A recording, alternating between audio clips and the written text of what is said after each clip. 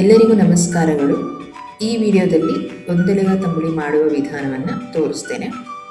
ಒಂದೆಲೆಗ ಸೊಪ್ಪು ಆರೋಗ್ಯಕ್ಕೆ ತುಂಬ ಒಳ್ಳೆಯದು. ಒಂದೆಲಗವನ್ನು ಬ್ರಾಹ್ಮಿ ಎಂದು ಕರೆಯಲಾಗುತ್ತದೆ. 5ರಿಂದ 6 ಎಲೆಗಳನ್ನು ತಗೊಳ್ಳಿ. ಒಗ್ಗರಣೆ ಪಾತ್ರೆಗೆ 1 ಸ್ಪೂನ್ ತುಪ್ಪವನ್ನು ಹಾಕಿ,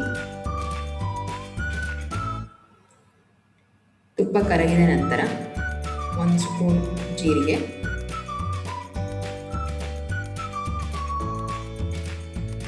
ಹಾಗೆ ಒಂದು 5ರಿಂದ 6 ಮೆಣಸನ್ನು ಹಾಕಿ, ಮೆಣಸು ಖಾರಕ್ಕೆ ನಿಮಗೆ ರುಚಿಗೆ ತಕ್ಕ ಹಾಗೆ ಮೆಣಸನ್ನು ಹಾಕಿ ಹುರಿದಿಕೊಳ್ಳಿ. ನಂತರ ಸೊಪ್ಪನ್ನು ಚೆನ್ನಾಗಿ ತೊಳೆದು ಮಿಕ್ಸಿ ಜಾರಿಗೆ ಆ ಎಲೆಗಳನ್ನು ಹಾಕಿ 1/4 ಕಪ್ ಕಾಯಿ ತುರಿಯನ್ನು ಸೇರಿಸಿ, ಹಾಗೆಯೇ ನಾವು ಹುರಿದಿಟ್ಟುಕೊಂಡ ಜೀರಿಗೆ ಹಾಗೂ ಮೆಣಸನ್ನು ಸೇರಿಸಿ ನೀರನ್ನು ಹಾಕದೆ ರುಬ್ಬಿಕೊಳ್ಳಿ.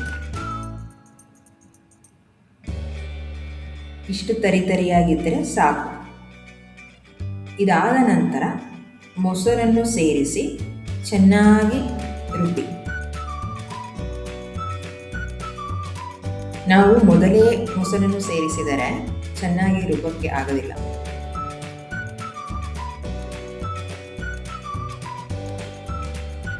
ನಂತರ ರುಚಿಗೆ ತಕ್ಕಷ್ಟು ಉಪ್ಪನ್ನು ಹಾಕಿ, ಈ ಹದ ಬಂದರೆ ಸಾಕು. ಇದನ್ನು ಅನ್ನದ ಜೊತೆ ಬಡಿಸ್ಬೋದು. ಒಬ್ಬೊಬ್ಬರಿಗೆ ಈ ಕಾಯಿ ತುರಿ ಬಾಯಿಗೆ ಬಂದರೆ ಇಷ್ಟ ಆಗೋದಿಲ್ಲ. ಅಂಥವ್ರು ಏನು ಮಾಡಿ ಅಂದರೆ ಇದಕ್ಕೆ ನೀರನ್ನು ಹಾಕಿ ಶೋಧಿಸಿಕೊಳ್ಳಿ.